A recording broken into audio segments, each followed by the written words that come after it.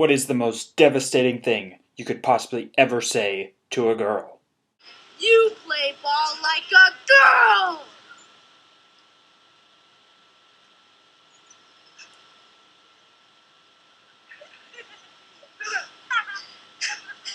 What did you say? You heard me.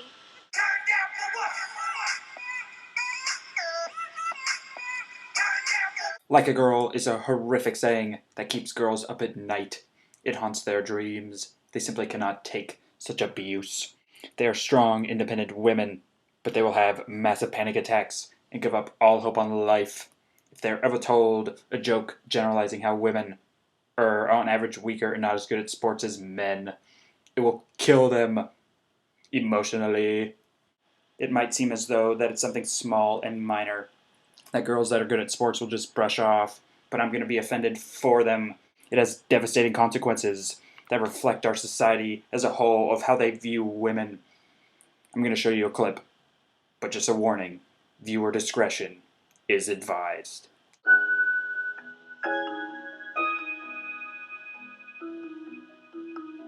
Girls love emojis, but there aren't enough emojis to say what girls do.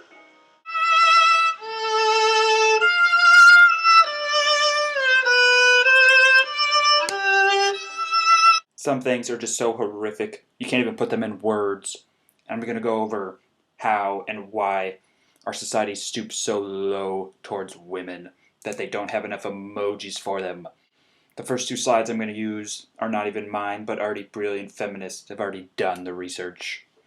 The number one point they make up is that segregation of sports, like basketball, between men and women is a main determinant of discrimination. Yes, there's no other way to explain it, of why women and men are separated in playing sports at all. Some very good defense. Wade from behind takes it away. Chalmers, Hall, James! Whoa! Now it looked like he jumped out of the mezzanine to dunk this ball. Just watch as they lay it up there. Watch this. Woo.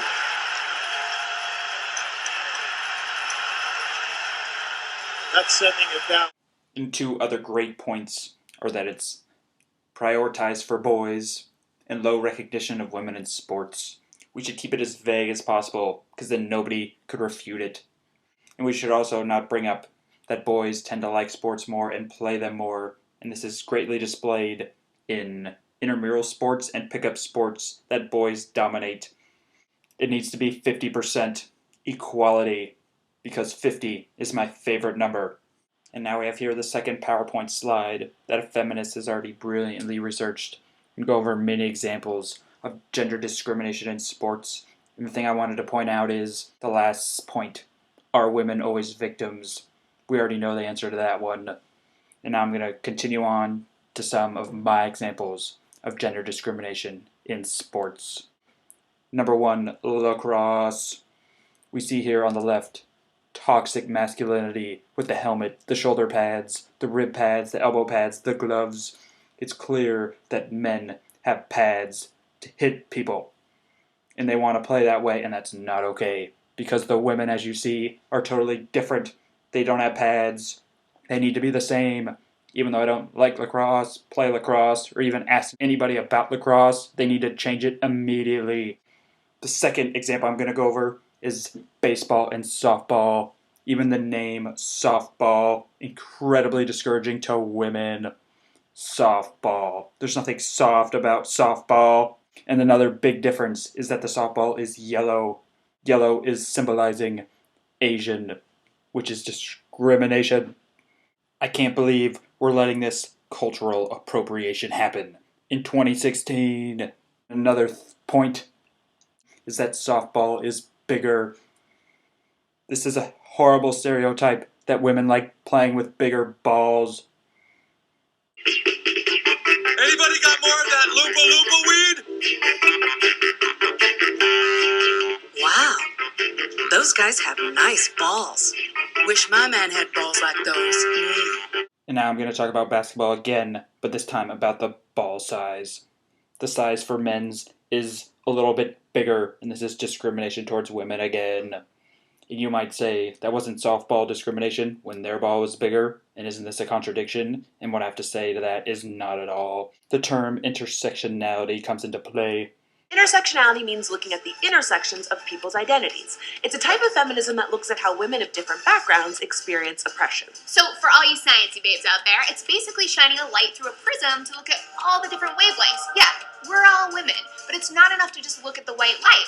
Wow, intersectional, so scientific and amazing. That prism thing was spectacular, and not at all a whole bunch of crap.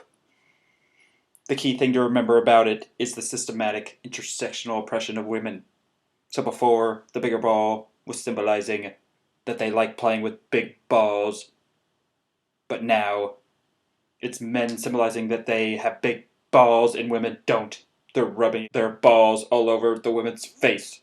And next up we have golf, which is actually the same exact rules, but then men always find a way to assert their male privilege everywhere they go and marginalize women's experiences. They move the tees closer for them. Think about the message that it is sending to young girls everywhere that they cannot hit the ball as far as men can. Even though it might be true, we cannot let them know. We have to keep them oblivious and treat them different, I guess. Wait, what? Sorry about that. I think I had a seizure. Forget what I just said. Next we have volleyball. The nets are lower for women, and even though this might be due to them being shorter and can't jump as high on average, and if we move the nets equal, they won't be able to spike it and it won't be as entertaining, we need to make it the same. And the sexual objectification of women in them shorts is absolutely horrible. We can never, ever please the male gaze.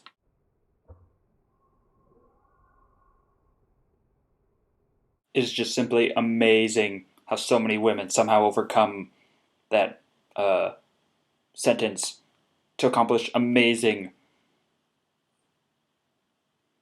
athletic feats, while others don't.